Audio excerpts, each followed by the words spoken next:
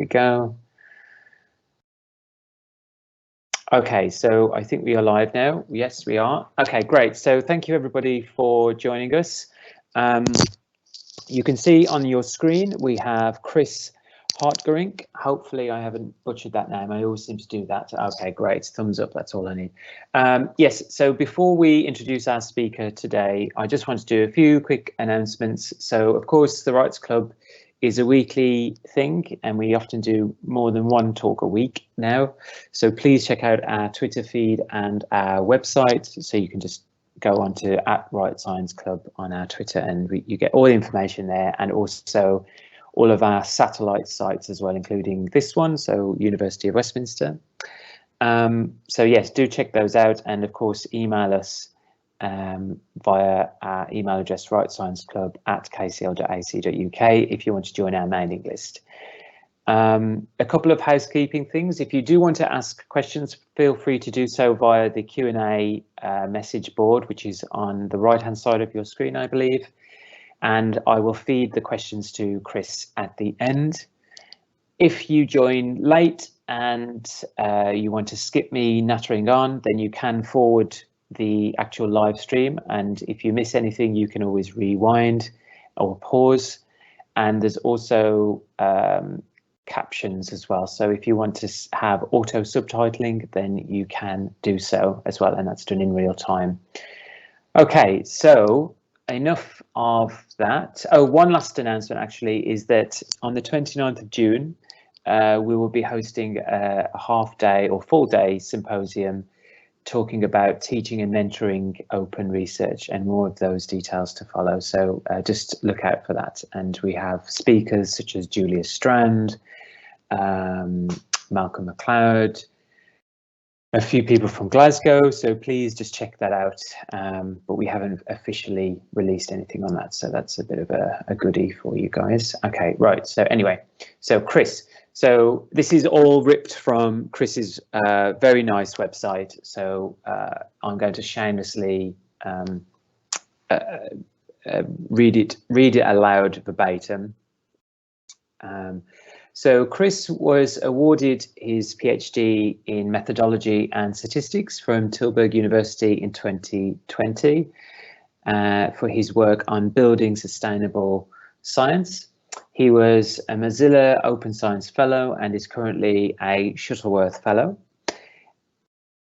After reflecting on his experiences during his PhD, he actively left academia to change the way research work is done on all levels, and he's now part of Liberate Science, and with that team he's trying to realize his new kind of attitude towards shaking up academia with those guys, and that's a definite well worth reading around initiative, so do check that out, and you can find it all on his website. So that's just Liberate Science.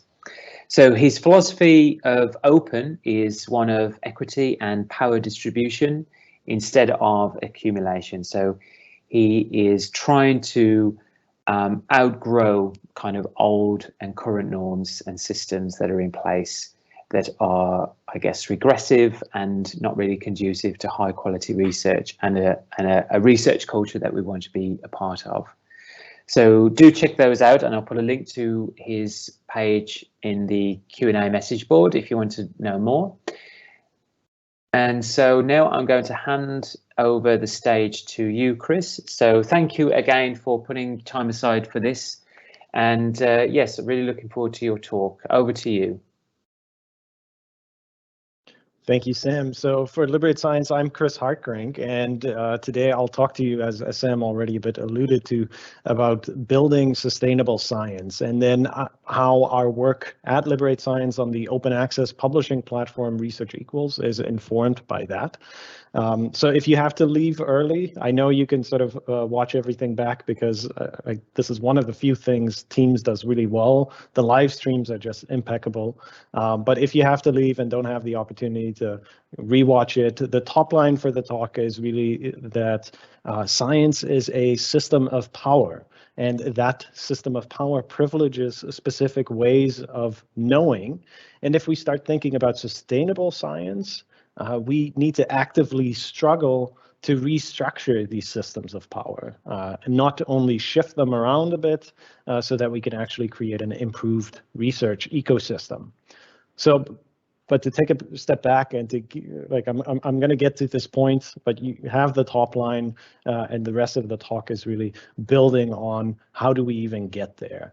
And so I'm going to take a step back before we start our journey today. And I know Sam already shared a bit of the context where I come from, but I do want to expand a bit more on that. So I did my PhD at Tilburg University in the Netherlands, where I started my research career under who later became known as the biggest fraud of, or biggest known fraud in psychology, and joined with some of the methodological issues around that time. So this is 2011.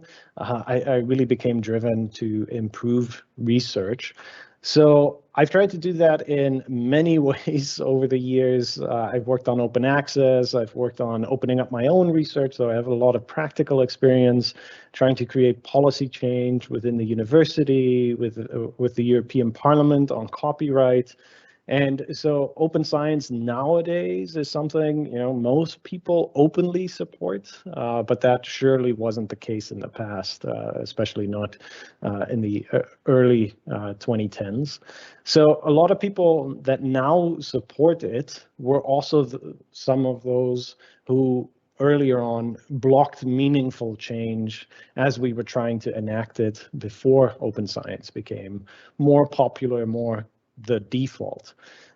So it's better to have them on board now, of course. I'm not against that at all, but there is this question underlying that they had to see the value of it, and it had to start aligning with their interest to get them to support it. And I think that's an issue that I'll also get back to a bit later.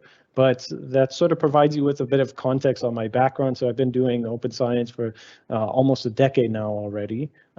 So to go a bit beyond my standard shtick on my website.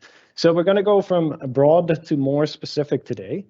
So I'm going to start very broad and talk a bit about the UNESCO recommendation on open science, because as I mentioned today, open science is not a progressive concept anymore. It seems like it has become the norm.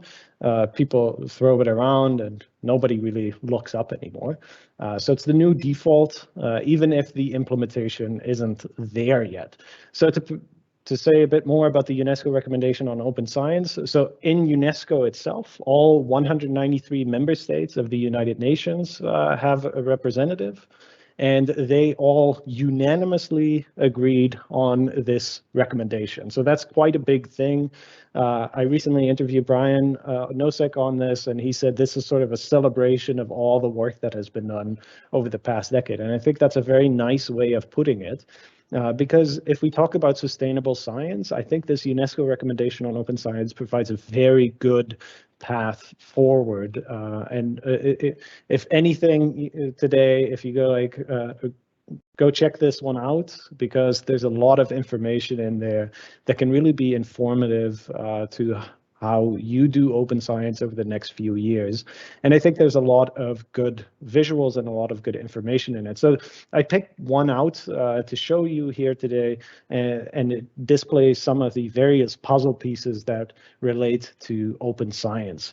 So they talk a bit about access to scientific knowledge, open research infrastructures, open engagement with societal actors, and including different ways of knowing, or as they say it here, dialogue with other knowledge systems. And when we start thinking about these different puzzle pieces, I don't know how you have experienced this in the past years, but from my experience personally, we've increasingly focused on direct access to scientific knowledge and on the open science infrastructures. So yes, we can now access most papers, even though we might not really understand most of them. I cannot understand all the physics papers, even though I can access them. And we have the technology that we need to share information widely, early, and continuously. So those, you know, there's of course room for improvement on those topics, but those get a lot of attention. Yet the other pieces of the puzzle, as displayed in this graph, they're incredibly important because, you know, we can't complete the puzzle with just half of the puzzle pieces. So what are we doing about those really? We need to include also the engagement with societal actors to sort of make research not just directly accessible, but also indirectly, so that people can actually understand and enact on that knowledge. But then also thinking about how do we actually increase the different ways of knowing and provide them with similar stature within the scientific ecosystem, because, you know, we still very much come from a Western point of view where the scientific method is the elevated, the golden standard. And there are a lot of different ways of knowing, which we'll get back to in a bit also. But this UNESCO recommendation is a really, really great document because it encompasses so much more than just access or just open educational resources. It actually really collects a lot of the perspectives and a lot of the dimensions of open science that are incredibly valuable to building sustainable science. And when we think about it, you know, science is a multiplying factor in our societies. So when we think of open science, it could sometimes feel a bit alienated from some of its purposes. Of course, open in research is not an end in and of itself. It's a means towards something. So one of the great frameworks that I tend to use is also from the United Nations, and that is that the Sustainable Development Goals, they can be empowered and we can multiply the impact that research has on these through opening up science. So we can also, on the other end, turn it around and say, well, how do these Sustainable Development Goals further inform how we do open science? Because when we discuss research, do we discuss the topics that are included in the Sustainable Development Goals as well? So, for example, do we discuss enough about how climate action and open research relate, or how open research can be a means to more gender equality and better labor conditions? I mean, I know that in the past few months, there have been a lot of labor strikes in the UK. So we see at least that on that area within universities, there's a lot of progress to be made. And at the same time, that also could benefit the quality of research, because if people have fewer short-term contracts, they have better mental health in their work, they're also able to do better research. So we see how open science can multiply the impact and create bigger steps on the Sustainable Development Goals, but we can also turn it around and say, how do the Sustainable Development Goals inform how we talk about open research? So there's a lot to discuss with Sustainable Development Goals, of course, and in the UNESCO recommendation, there's a lot going on there. If you're interested in more discussion on that, we are releasing the Open Update interview series soon, where we have 9 interviews to talking specifically about the UNESCO recommendation.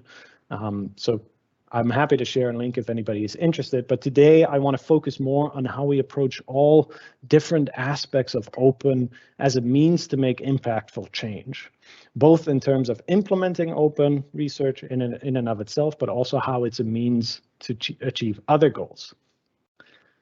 And in order to make a meaningful change in science and help amplify the changes we can make on Sustainable Development Goals, ranging from poverty through hunger, through social and ecological sustainability, we need to have a theory of change, a model with which we can work towards the world that we want to see and the change that we want to see.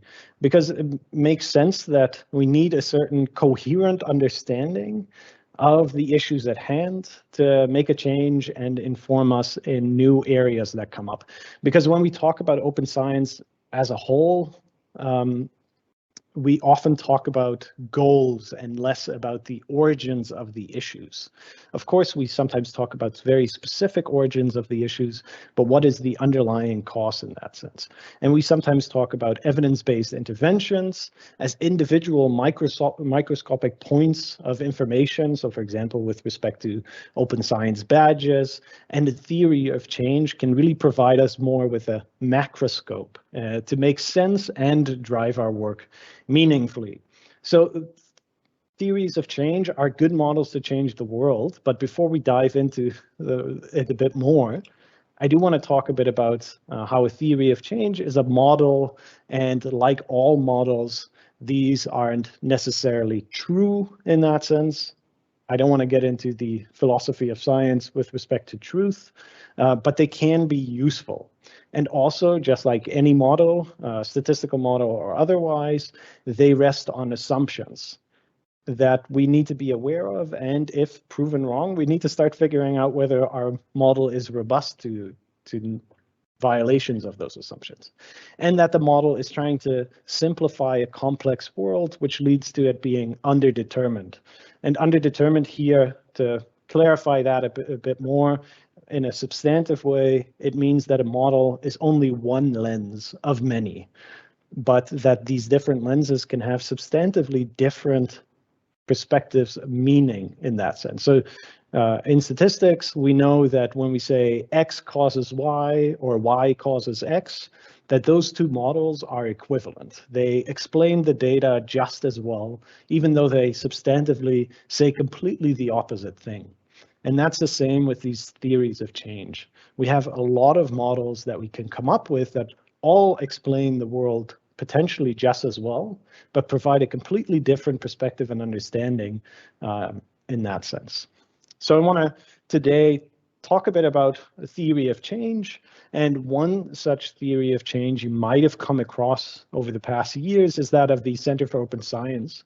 And you may have seen it in this form, or more recently I discovered that there's a visually updated one in this form. And the Center for Open Science's theory of change is really incredibly clear. So this lens on the issue of improving the research ecosystem, it models those open science behaviors hierarchically. And so certain conditions need to be met to make the change possible and to create that change. And I very much like this theory of change because it has also influenced my work since it came out, inspired me to take up specific bits of work and leave others. And over time, I also started discovering, because I used it so much, some of its limitations and why an alternative lens may be helpful and wrong in its own unique way. So today I want to primarily focus on the assumptions of our theory of change at Liberate Science and how this lens that we use is the basis for our open access publishing platform, ResearchEquals. So again, Center for Open Science's theory of change is one lens, and I'm simply proposing a different lens on the same issue, which is going to be wrong and unique in its own way. So the first assumption that we make in our theory of change is that science is a reflection of systems of power that privileges a dominant way of knowing. So there's a lot in there, so I'm going to dissect that one into two bits here. And that's first that science is a reflection of systems of power. So in that sense, what we have to start thinking about is science not so much as something opaque, but more as an institution in and of itself that embodies these systems of power. And one dimension of that could be, one such system of power is publishing. Because whenever we want to improve on any of the issues that we see in research, we have to go through the ever more consolidated publishing space. So here in this graph, this is from a research paper by Lariviere and co-authors. Here they share some data on how the 5 biggest publishers in various fields, how many papers they publish proportionally over the years. And we see that since the 1970s, they've increasingly taken up more and more of that market share. So that means that 5 publishers control between sort of 60 to 70% of all the publications nowadays. I don't know whether they've updated this graph recently, but we see that the number is quite high. So there's a few corporate players who control the majority of the publishing space. And that's, for example, one system of power. So, what I've experienced is, I might change how I do research. I do all these extra things to increase the reproducibility, but then ultimately I end up in the publication stage, and all of that sort of just goes not into the trash can, but nobody sees it because, I can't change how I publish. So that's one form of power that we can think about within science. But this is only one, and there's a lot of different systems of power that intersect also. So one of those things is misogyny, and misogyny is the policing of sexism in that sense, as the philosopher Kate Mann explains it. So one of the things that also is a system of power in science is exactly this aspect of misogyny. So here's an example of a recent paper where they say that gender inequalities are observed among authors who make equal contributions, such that female authors don't receive proper credit for publications. So this is another power system within science that advantages men and disadvantages women. So this is one lens with the systems of power to also view some of the issues in research specifically. Another aspect of power can be queer and transphobia. So a recent study also indicated that we also know that for research careers to be successful, we need to publish, and it appears that when queer people or transgender people are not out in their lab, they haven't outed themselves as being queer or trans, that they actually end up being less productive in their research. So that means that if there is an unsafe space, if you're in an unsafe lab, you will not out yourself in that sense. You will not share who your true identity, and that is going to affect your career chances. So this again is a system of power. And then I can go on, but one final example I do want to give, and this is not at all a rank ordering of the importance of some of these issues. This is simply a few examples. But another one is white supremacy. So the Royal Society of Chemistry in the UK did a very good study trying to figure out how diverse, how white, in essence, the chemistry departments in the UK are. And apparently there's 0% Black chemistry professors, and only less than 1% of the PIs is Black. And then when one of the Black people is in a position of a PI, then they also get less funding. So they are set up in a space to be less successful in research. So in that sense, that is one perspective on science. Is not just that it's an issue of reproducibility, it's not just an issue of access, but it's really an issue and a reflection of the systems of power. And as a result of these systems of power, the dominant way of knowing is white, cis, non-disabled, man, and Western point of view in the world. And this is, of course, nothing new, but it's a very meaningful and helpful lens to approach how to improve research. And that's important because it helps us understand our actions as we try to do so in a meaningful manner as well. So, for example, it raises questions about whether we are creating new and dominant, powerful ways of knowing, such as, for example, elevating pre-registered research over unregistered work, or that we are creating space for various non-dominating forms of knowing to coexist, so that pre-registered research can exist, and in areas where that doesn't really make sense, that is also allowed to exist, but that it's not disqualified because it's not the dominant way of knowing. Because ultimately, if the systems of power from which these new ways of knowing originate, they're likely to be dominant, and it also means they won't work for everyone, because not everyone is included in the process of creating these new ways of knowing.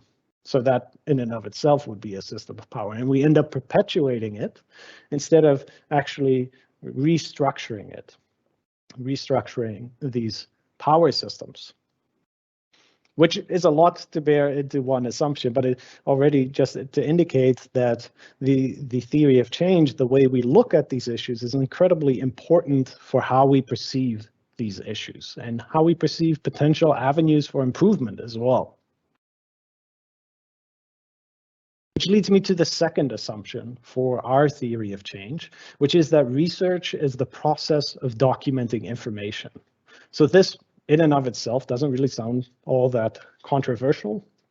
Assumptions tend to be very broad, but if we take this assumption further, we immediately start understanding some of the issues in science also.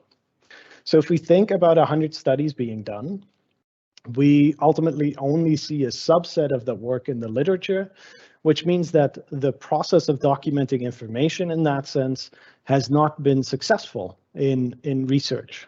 So publication bias in and of itself would then be a violation of the fundamental principle of research. So we see that the process of documenting information is not lived up to if we have publication bias in the literature. Now, maybe some people will say, well, it's not a publication bias, it's for good reason. The work wasn't of high quality. So this is just a natural selection principle within science that is required. And it's not a violation of this assumption that research is the process of documenting information. So I can go along with that for now. I disagree, but for sake of the argument, we could then subsequently zoom in on one of these papers specifically. So we could say, okay, this paper, or a paper in that sense, documents the process of information or process of documenting information. But then we get this issue that we've learned over the past decade and we've known before, but has really been hammered home, is that when we have a paper, we don't see the information being documented in such a way that we actually know whether a standard scientific cycle might have been conducted, or whether it means that maybe something else happened. So the process of documenting information is limited to a degree with which we cannot understand what the actual origin of this finding is. And ultimately, we only see the paper. So the process of documenting information, even within a paper, is insufficient. And if you've ever published a paper or ever read or tried to replicate one, you probably feel the same way, that there's always a lot of invisible, undocumented work that is still present somewhere. So the second assumption being, research is the process of documenting information. And then the final assumption being really that our understanding can only be as good as the process itself. So if we have a bad process, if we have that well documented, then it doesn't mean we can all of a sudden have good understanding. So replicating a bad study, can still provide some information, but it doesn't all of a sudden make for good understanding. And it's the same here. If we don't document the process well, we also can't get good understanding, so that a good process documentation can create good understanding as well. So this is the final assumption. So if we go back to the paper once more, then that's always the end result of a research project. So in essence, if we assume research is the process of documenting information, and in order to get a better understanding, we need to have the process well documented, then the article is limited.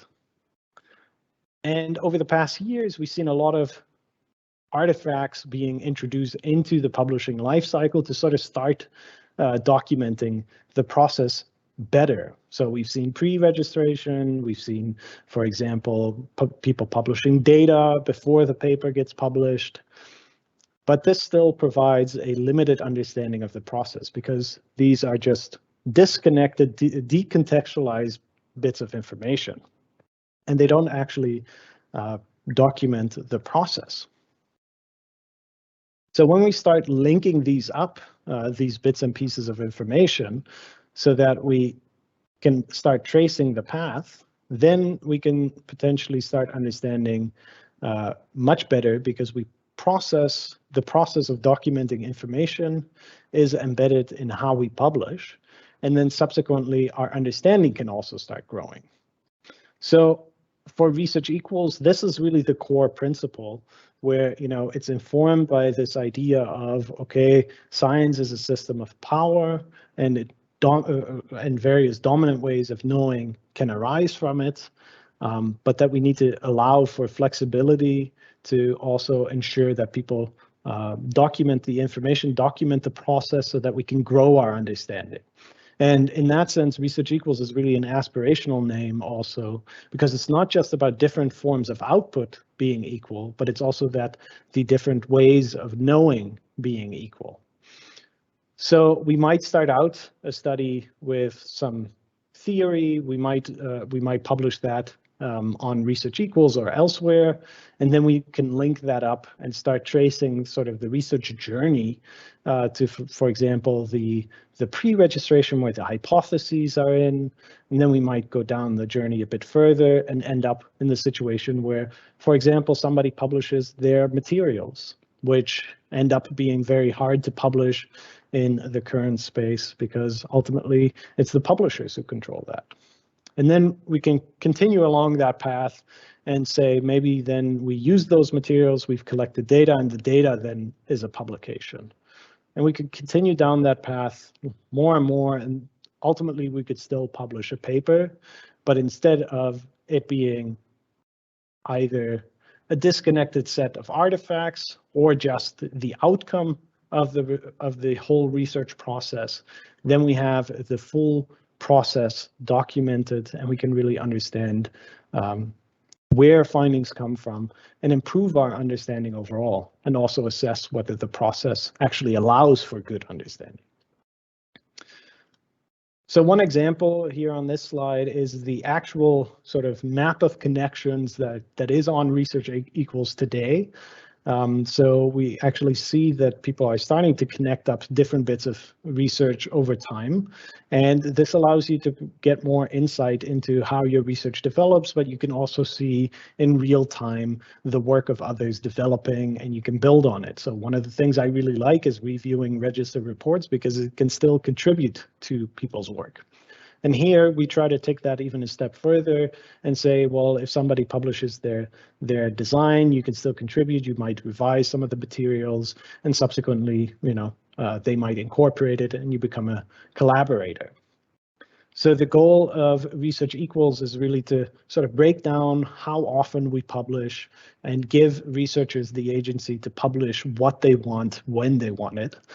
So also, it doesn't need to be text. It can be data, code, video, presentations, grant proposals. You pretty much name it, we have it. And if not, we are always happy to add these things. And ResearchEquals is a scholar-led project. So we have a lot of people involved in the project. We just recently onboarded our new maintainer, Nami Tsunami, and we are continuously looking also to further improve the platform to be helpful and successful for your work. So come join the contributor community to also further develop ResearchEquals. We started out on the journey last February. We're doing quite well. We've hit some milestones that took us 18 months before with our previous iteration, and now we hit those in 6 weeks. So we're a scholar-led open science project and 100% independent. And recently we also became self-sustaining. So we'll be around for at least quite some while longer.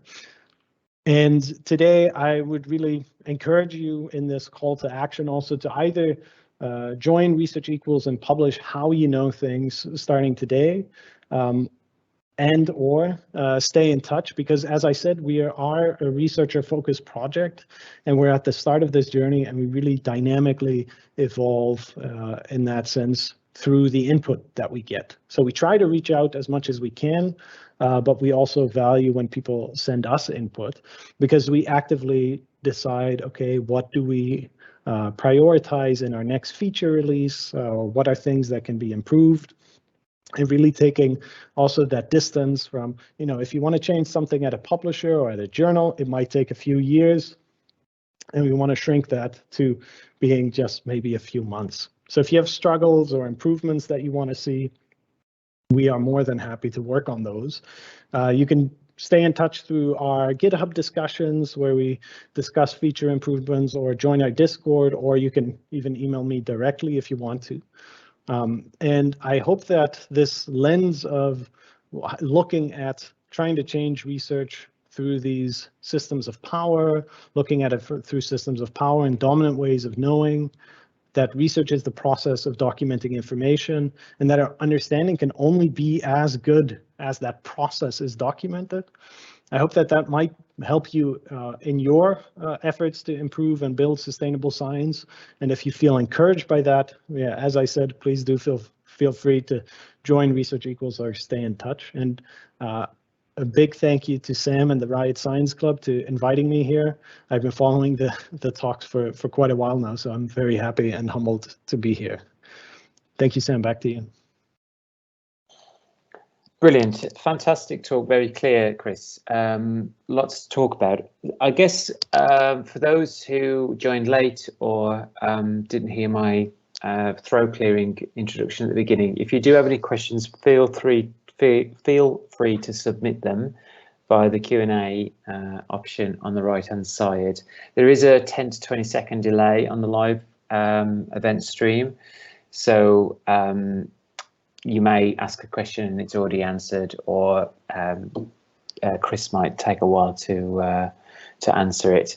But what I will do, just to get Chris warmed up, I guess, with the questions, is a few questions I had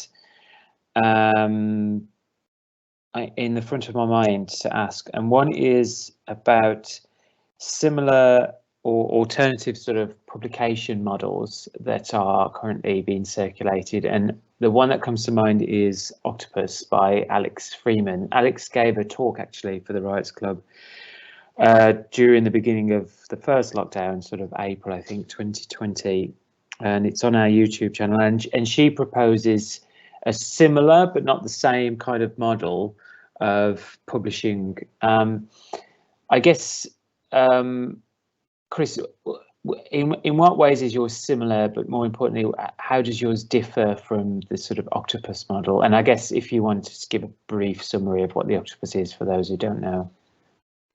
Yeah, so the Octopus project, as I understand it, also tries to shift from this publishing model of papers to more granular publishing, and then specifically from the Octopus 8 legs into 8 different steps of the research. So I think it's very much focused, and this is also one of the differences, it's very much focused on empirical work. So very much hypothesis-driven, theory-driven, data-driven work, and less the flexibility of, for example, also qualitative work or other work that doesn't fit into these 8 steps that they propose. So in that sense, to give an example very concretely, is that I think at this point we already have 24 different kind of steps that can be published on ResearchEquals, and we can technically expand to many, many more. So in that sense, we don't specifically say, this is the type of research you need to conduct to publish with us. Also in terms of like a dominant way of knowing, quantitative research is one way, qualitative another, and we don't want to elevate one or the other. So we specifically say we allow the researcher to decide the order of events, and also to reflect that in how they publish on our platform. So I think that's the major difference. In that sense, I am in touch with Alexandra quite frequently, and I think that the differences in that sense are So Octopus is really much more narrowly focused on a specific subset of research, and for ResearchEquals, it's really about, well, what the researchers do. You know, we don't have a judgment about that, and we simply want to provide a space for the researchers to publish the work that they do, and less restrain their work in a way that is based on our structures. So I guess you're occupying the same space, but not necessarily overlap in the sense. So could you imagine a scenario where, you know, people use both platforms?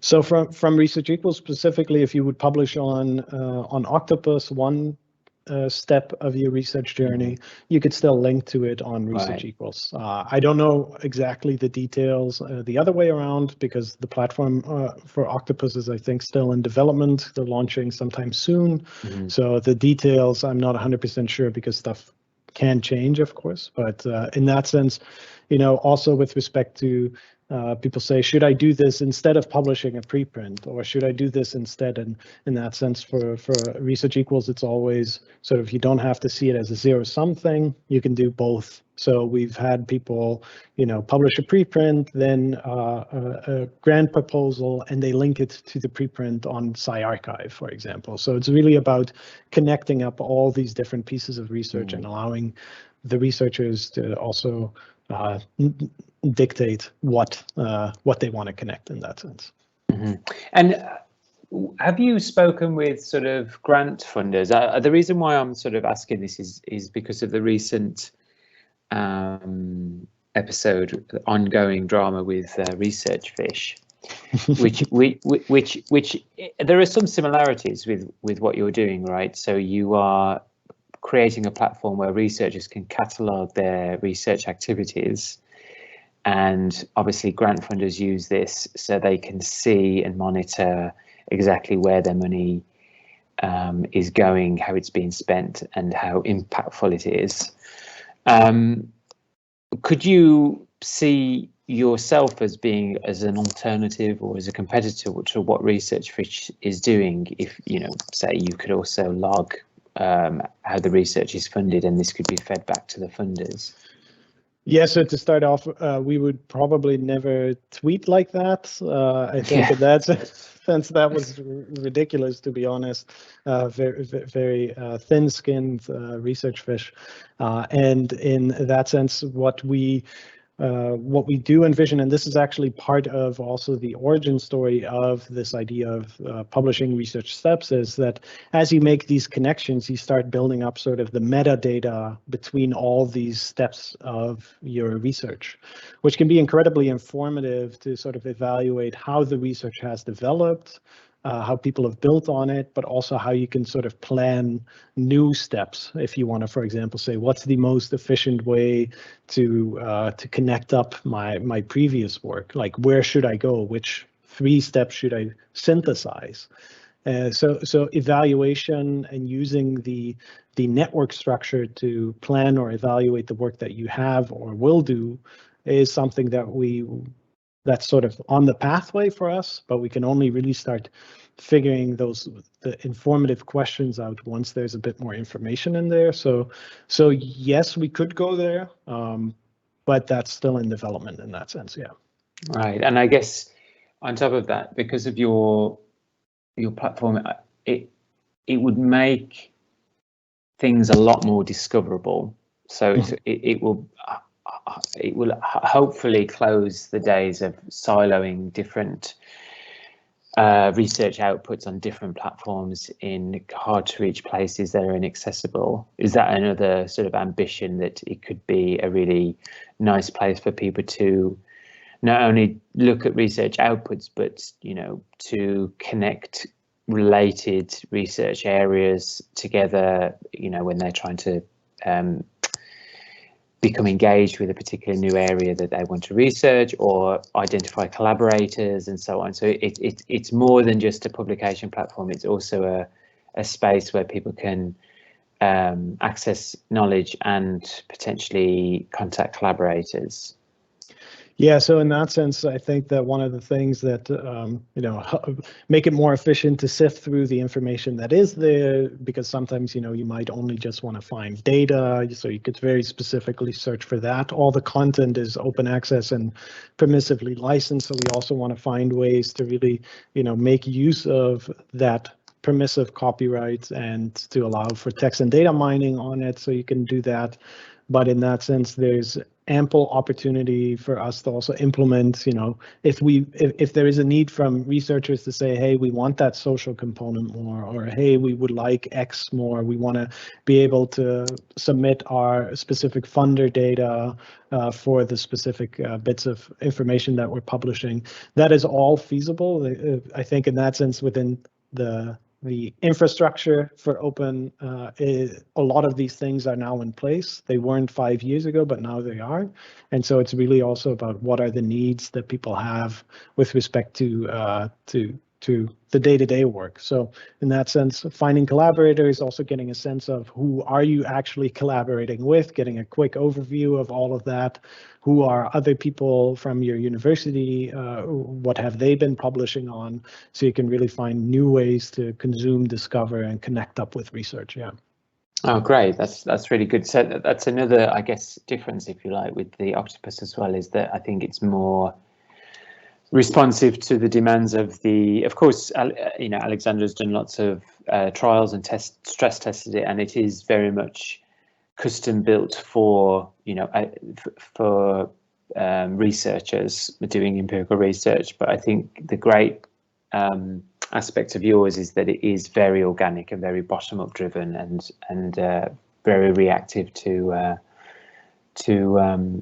the demands of the community. What I will to be fair, also the proof is in the pudding, right?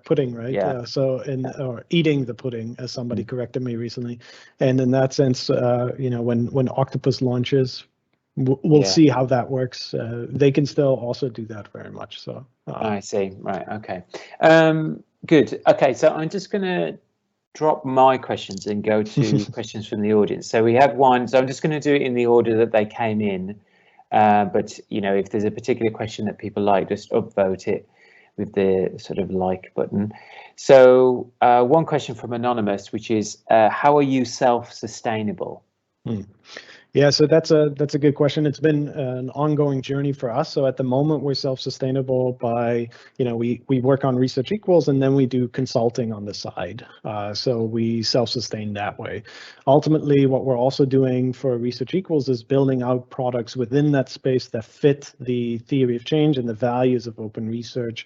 So for example, we have already the pay-to-close model where we say, okay, publishing open access is 100% free, but if you want more restrictive licenses, that doesn't necessarily fit our philosophy, but we do want to provide people with the option. And if you want that, then you can pay for that. So that's one product that we're developing.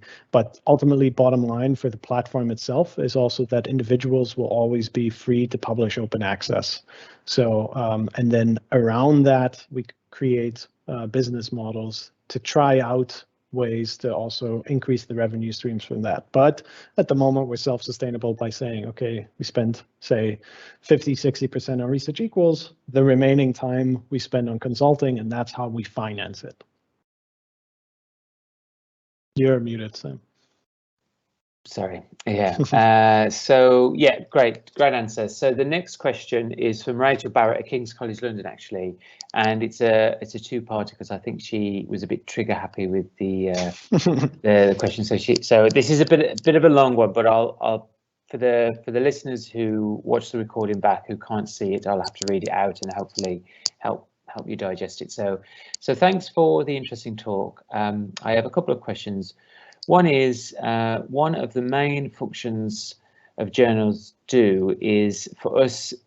So hang on, let me have a start at that again. One of the main functions journals do for us is that open platforms often lack is curating research and facilitating peer review. Do you know of any open publishing models that do peer review in a structured way? So that's one of the questions. So do you want to have a go at that, and then I'll give you the rest? Yeah, that sounds good. I think that in that sense, open publishing models like F1000, which has also been implemented in, what was it, the European open publishing platform, and from the Wellcome Trust, they do peer review in a structured way. In that sense, I think there's a lot of open publishing formats that do peer review in the traditional way, but there's still a lot of room for improvement. And within ResearchEquals specifically, we say at this point still that you can pick up somebody's work, edit it, and that is then the open post-publication peer review, but also understanding that there are different needs. So we are always happy to explore different peer review models. And the thing with this is also that as you start sharing your in-progress work, are revisions not a form of peer review in and of itself? So it starts sort of this delineation starts becoming a bit more opaque, and we're still trying to navigate that as well. So Rachel, thank you for the compliment also. And if you have ideas, I would love to hear them because I think that's also part of that dynamism that we try to integrate to sort of see, well, what would be ways to do it. And I see, I'm sort of going to jump a bit over into the next question because I already see that, Rachel would happily boycott big for-profit journals. And I think that with that respect, it's also the aspect of, if you want to make these changes, it's again, this zero-sum choice. I think the nice thing about preprints that we've seen is you can do preprints and still publish in whatever journal you need to get your academic currency for your career advancement. And in that sense, that's also the approach of ResearchEquals. It's like preprints. I sometimes say preprints on steroids, where the final manuscript that you submit to a journal is not what you have already published on ResearchEquals. It's sort of the underlying components. So in that sense, Rachel, you can still publish in those journals, and with the high impact factors if they care for that, and you can do this in parallel. So I hope that that can help alleviate some of the concerns. And ultimately, the premise that we operate from is if you document the process well, it's actually going to make you more efficient when you hit that manuscript stage. You have already documented everything, and then you don't have to do that at the end anymore. Yeah, so I'll just read that question out because I think there's a little bit of mileage left in that question actually, because so she says, so it's more of a comment. If I had a permanent job, I would happily boycott the big for-profit journals, but as a relatively precarious postdoc, I feel tied to try and submit to high impact factor journals because it affects my employability. I think this is a barrier to a lot of researchers not taking open publishing more seriously. Do you have any comments on this problem? I mean, before you do answer, just because you kind of already have answered some of that question, what this kind of reminds me of is a bit like where preprints were sort of 5-6 years ago, where people viewed it as a bar to publishing in high impact journals, where actually journal policies have changed so substantially now that you could get published in a high impact journal, and their policy is that they are okay with preprints, and a lot of journals are now. Not saying all, but most are. So in your way, you kind of occupy the sort of space of preprint policy addresses, right? That a high impact journal would probably be open to, the different aspects of a research scholarly output, say a paper. So they'd be happy with all of the little component parts that make up the publication. So even though you might not be able to sort of, publish the submitted manuscript onto ResearchEquals, you could still make all the other component parts sort of available as well. So as you say, it's not an all or none thing. It could be you just break it down into parts and try and get as much out there as possible. Yeah, exactly. And I think, we came up with the system when I was also an early career researcher, and it was also this question of I hadn't yet fully decided to leave academia, and I was thinking, well, how could you make a change that has a lower barrier and fewer points of friction in that sense? So something that can happen in parallel is very beneficial. Legally, you could say, okay, that's safe. But as we've also seen with the New England Journal of Medicine, they still, if last I checked, oppose preprints. So this also tangentially relates again to this idea of that science is a system of power, right? So technically, New England Journal of Medicine has zero reason to oppose it, but they apparently have a certain interest in opposing preprints. That same struggle can happen with something like research modules that I presented here as well. So there are no hard guarantees, but in that sense, the idea being you can do these things in parallel. Yes. Yeah. Just in my own personal experience, I'm sort of, I've got this meta-analysis and I've submitted the manuscript and everything, but I'm sort of also submitting a complementary paper to a different journal, and that will be a description of the data that went into the meta-analysis. So, and that's a really nice data description.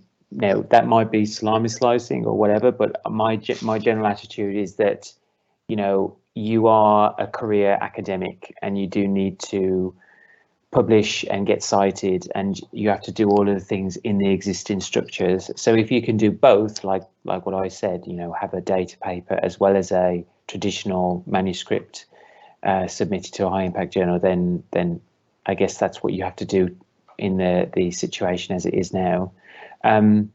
But yeah, that was just a quick thing for me. So there's two other questions, so I'll try and fit them in the few minutes we've got remaining. So what kind of consultation topics could we ask about, and do we reach out over the same channels as for RE? What would is that? Yeah. Okay. So ResearchEquals. Okay, yeah. Yeah.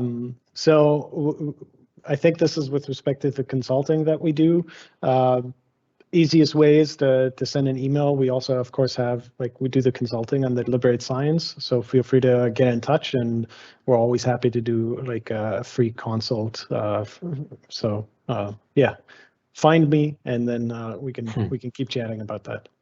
Okay, great, short and sweet. So the last question I've got is, what did you learn from ResearchEquals so far? Some new learnings about behavior of researchers, or problems or needs they often encounter, and so on. Yeah.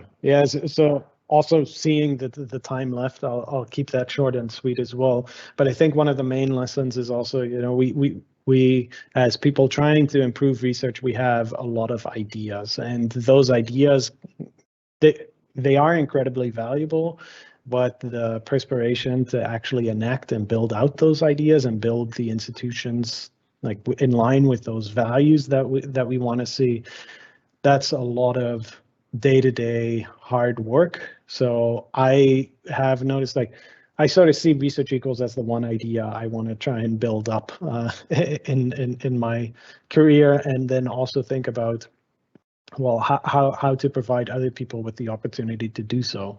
Because yes, I still have a lot of ideas, but the amount of work that goes into realizing it is an incredible amount. And in that sense, as a researcher myself, I've always been trained to sort of come up with an idea, test it, have a small proof of concept, move on to the next idea. And going beyond that and scaling it and optimizing, that's so much work that even just ResearchEquals right now, that's already 18 months of work of trying to understand how to build this idea that we had 4 years ago already. So in that sense, that's one of the most practical things I've learned, which is not to be disheartening, but more to focus your resources very diligently and not try to do too many things at once, because that just makes it very difficult to succeed. Brilliant. And that's, we have one last question. Okay, so this is the one that we'll end on, I think. Okay. So here we go. So the question is, so looking forward, if there is time, where do you think open research is going in the next 5 to 10 years? Nice short and sweet one again, Chris. So to put that very briefly, I think that we're only at the start of the open research journey, and we're going to see a lot of scope widening in that sense as the issues in the world become ever more present and ever more acute. Great. That's a really impressive compression of a nice summary there. Okay then, Chris, we are now at 1 o'clock. There's no more questions coming through, so that means that everybody can go away satisfied. That's really good news. I'll just end the live feed now, and then we can just have a quick debrief, okay? So thank you again, Chris, and more importantly, thank you for everybody who's attended and for the great questions, and best of luck, Rachel, with trying to deal with your precarious postdoc position. Okay. Thanks, everyone. Bye. Bye. Okay, right.